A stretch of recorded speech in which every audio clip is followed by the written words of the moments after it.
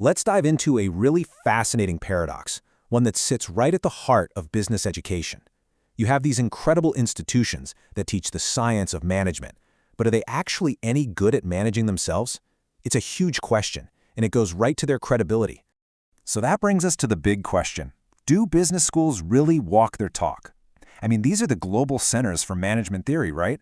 But what happens when we flip the script and put them under the microscope? Because, in the very places that preach these principles don't follow them, you end up with a massive credibility gap. Now, the analysis we're digging into today isn't just some random opinion piece. It actually comes from a really powerful article in AACSB Insights, and for those who don't know, that's the publication for the global accrediting body for business schools. So this isn't an outsider taking pot shots. This is coming from inside the house. And the author, Professor Vikash Rai Bhatnagar is a genuine thought leader with a pretty remarkable background. We're talking about a veteran of the Indian Army, someone with over 18 years of experience as a top executive in huge multinational corporations, and he has a PhD in organizational behavior. So that mix of military discipline, C-suite leadership, and deep academic research, that gives him a totally unique and powerful viewpoint on this whole problem. Okay, so here's our game plan for this explainer. We're going to start with that central paradox. Then we'll reclaim the word managerialism. We'll look at whether mission statements are just ornaments or actual instruments, why leadership is so darn important, how to build systems that actually inspire people, and we'll wrap it all up with the final litmus test. Sound right? Let's jump in. So this gets us to what the article calls the professor's paradox. And it's this really striking contradiction, right? Business schools are fantastic at teaching management science. But so often, they fail to use those exact same principles in their own house, in their own leadership and operations.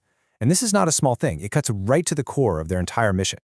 To really get this, we have to tackle a key term, managerialism. Now I know, it can kind of sound like a dirty word, right? A bit cold and corporate. But the author says, hold on, let's look at it differently.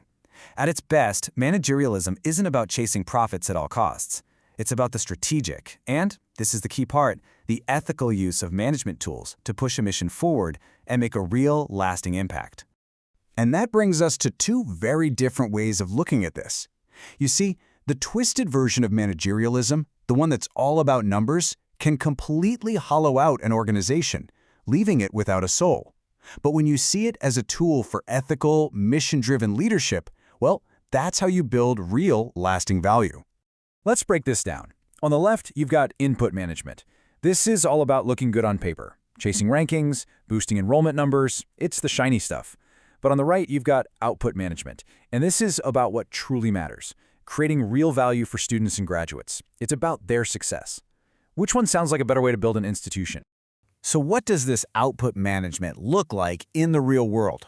Well, here's a fantastic, super concrete example. Setting a goal that your graduates will get a 2x return on their investment. Just think about that for a second. That means the school's goal is for a student to earn back double what they spent on their entire education, tuition, books, everything. Now that is a serious commitment to the long-term success of your students. That's putting your money where your mouth is. This leads us to another huge part of the puzzle, mission statements. We've all seen them, right? Those beautiful, inspiring words hanging on a plaque in the lobby. But here's the million-dollar question. Are they just pretty decorations, ornaments for the wall, or are they the actual tools, the instruments, that guide every single decision? Okay, let's look at a case study from the article. There was an institution that built its whole public identity around these three values: honesty, integrity, and transparency. I mean, those are powerful words. That's the stuff you build trust on, right? But then the reality was just shocking. That very same institution completely failed to tell its own faculty, staff, and students about COVID-19 infections that were happening on campus. They just ignored a fundamental duty to keep people safe and informed. It's a staggering case of actions being the polar opposite of their stated values. And here's the unavoidable truth. When that happens, those values on the wall become totally meaningless. The trust that holds the place together just evaporates. A mission statement isn't supposed to be a feel-good poster. It's meant to be the strategic compass for the whole organization, the thing that ensures you're building something that will actually last. Of course, you can have the best mission statement in the world, but without the right people driving the ship, it's just ink on paper. And this gets us to leadership, because when you boil it all down, the character and the skill of the leaders will absolutely make or break an institution. And if you need proof, just look at this number.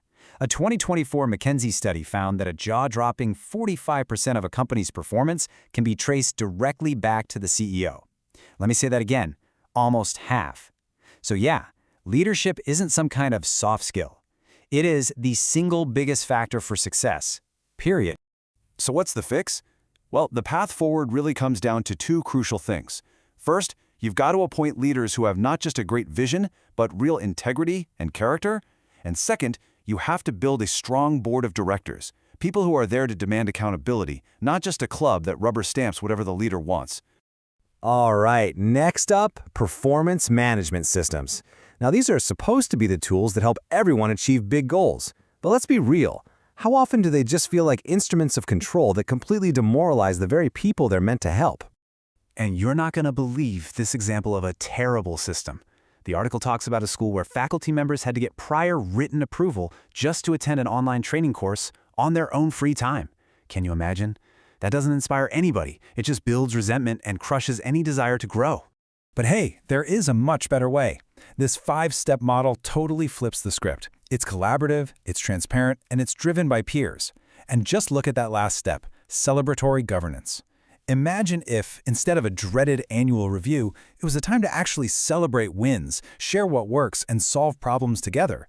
The difference would be night and day. And all of this really brings us to the final, fundamental choice that these schools have to make. And the perfect litmus test, the ultimate way to see their true colors, is how they approach accreditation. This slide really says it all.